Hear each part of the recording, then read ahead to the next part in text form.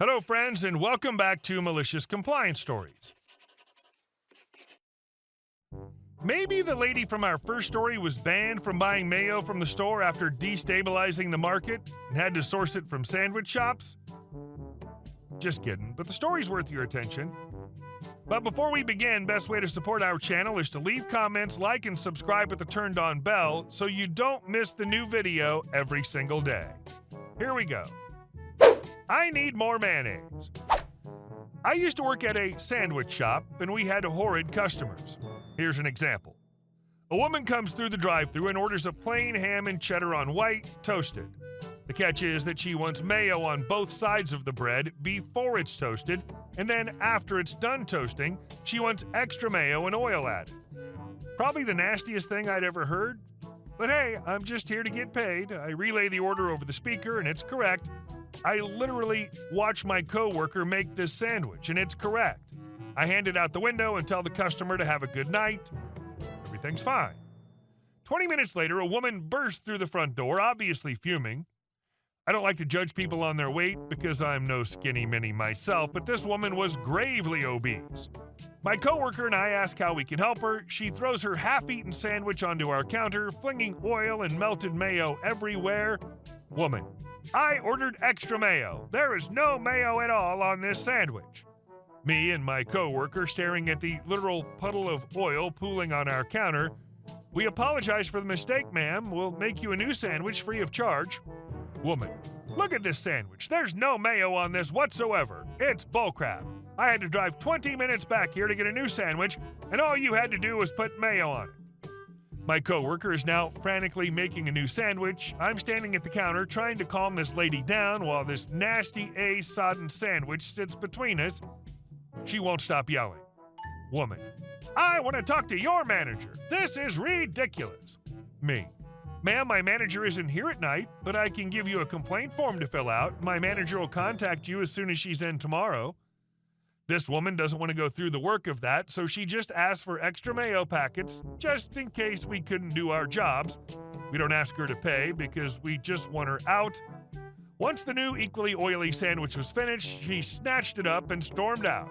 I remember my coworker and I just staring at the half-eaten sandwich she'd thrown onto the counter, literally in disbelief at what had happened. That job was a nightmare. I quit like a month later. P.S. I effing know the lady must have had mayo at her house since she loved it so damn much. If there wasn't enough mayo on the sandwich, just add more. Oh, Christ. Mayo's okay in reasonable amounts. This sounds like an unreasonable amount. Also, I would have put so much mayo on that thing that she'd have come back 20 minutes back to the store again complaining about too much mayo. Because you know damn well she wouldn't check it before she got home. And our second story. Karen and company harassed me for a table at a restaurant. Context: every summer, my family and I go to my grandpa's cabin. It's a 9-hour drive and located on a beautiful lake near a very small town. And because of its size, there's basically just one big restaurant in town. My family and I went into town for the summer market, and luckily we had booked a reservation for the restaurant before the market. By the time we arrived for our reservation, the lineup for the restaurant was out the door and around the corner of the street. I was also 14 at the time, but I looked 9. Story: my family and I had just sat down in the outside area of the very crowded restaurant after a couple hours of wandering the summer market.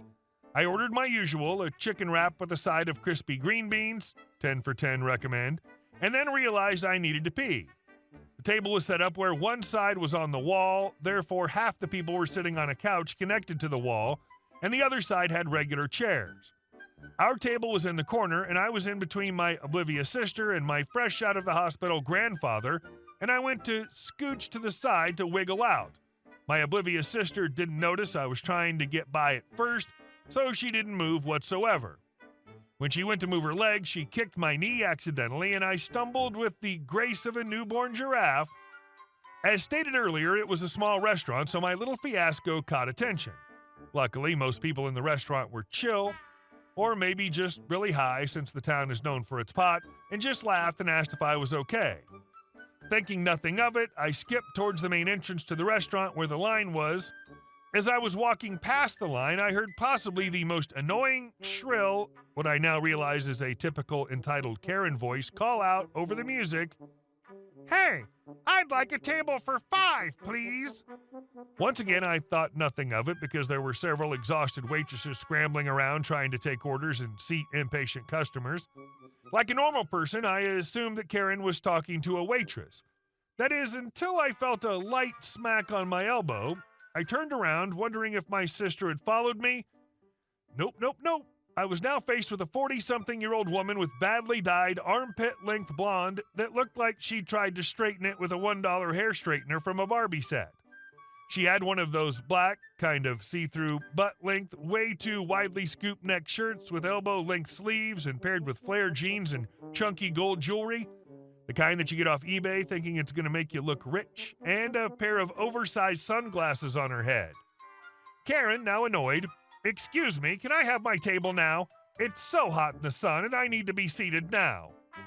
Now, keep in mind I am an incredibly anxious person who would rather dance on Legos than endure confrontation, especially with strangers, even more so when I was 14. Any type of social confrontation makes me freeze up and practically cry on the spot. So naturally, I froze and stared at her like a deer in headlights before turning tail and fleeing into the restaurant and practically sprinted into the bathroom stall. About 10 minutes later, I made my way back outside, and the second Karen spotted me, she stomped her foot. "Karen, you, here, right now." Me. Huh? "Karen, now." My dumb, persuasive butt decided to listen to her, and on the verge of tears, I walked over to her. "Yes?" Karen, hands on her hips, with a face that I'm pretty sure I see in my sleep paralysis. "Listen here, young lady, and listen good. You sat down at that table when you should have been working. Can't you see how busy this place is? Some of us have been waiting for 25 minutes. I tried to politely wave you over, but you just sat there chatting with customers. And then you go to the kitchen and I call you again and you ignore me? Twice? She wags her finger at me like I'm a dog or something. "Get off your butt and go do your effing job and get me a table like I've asked 4 times already." I was literally frozen in shock and fear. My slow brain finally put the pieces together. This lady thought I worked at the restaurant, despite looking nothing like a waitress.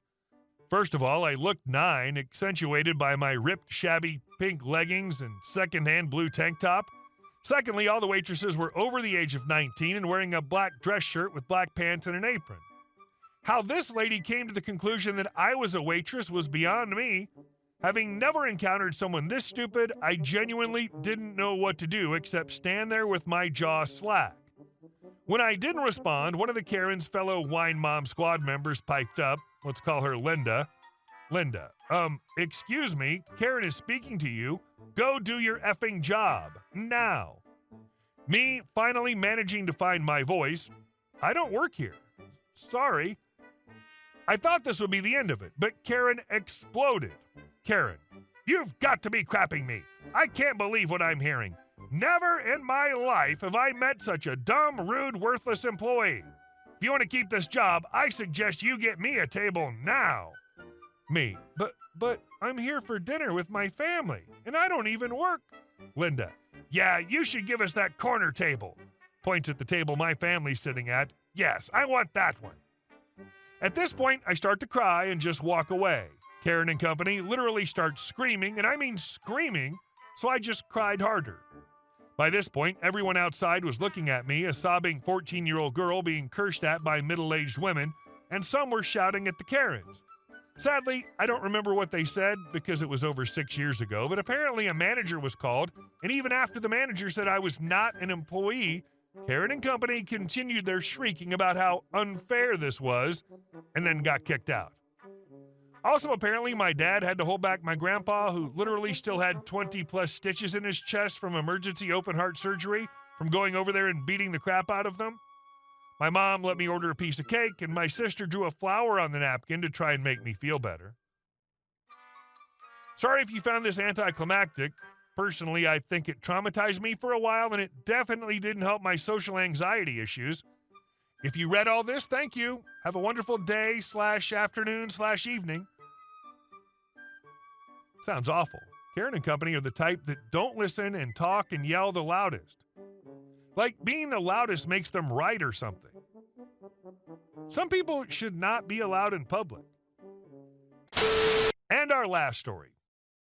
Neighbor constantly blocking my wheelchair access ramp. Couple of months ago, I moved into a new house in California. It was specifically designed to accommodate someone who uses a wheelchair, and I absolutely love it. Street access is achieved via a wheelchair ramp located between my and my neighbor's houses.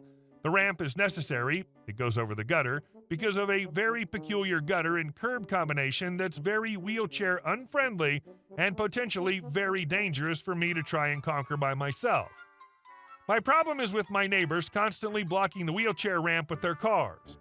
They're a large family that owns 5 cars, and they can only fit 2 of them in the driveway, so the rest stays in the street, which is legal in the area.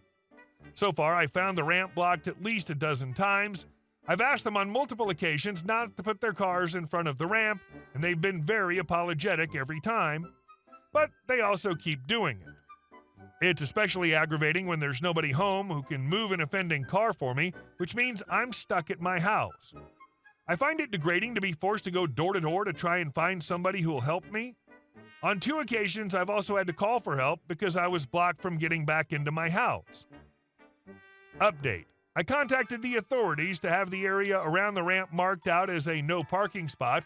They weren't able to help me since the street is owned by my neighborhood's homeowner association. Now, my house is one of the few in the area that's not part of that organization, but I decided to contact them anyway. The president turned out to be a wonderful lady who was of immense help to me. She helped resolve the parking situation by designating the area around the ramp as a no parking spot. I felt bad about inconveniencing my neighbors, but the homeowner association agreed to my idea of extending the street parking zone by a few yards on the other side of my neighbor's house.